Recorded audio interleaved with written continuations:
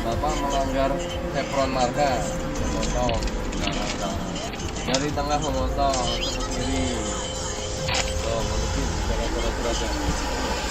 Enggak loh Pak.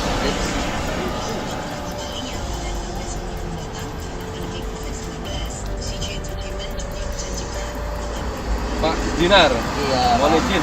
Iya Pak. Karena Bapak sudah melanggar SIM apa STNK Bapak yang mau ditilang.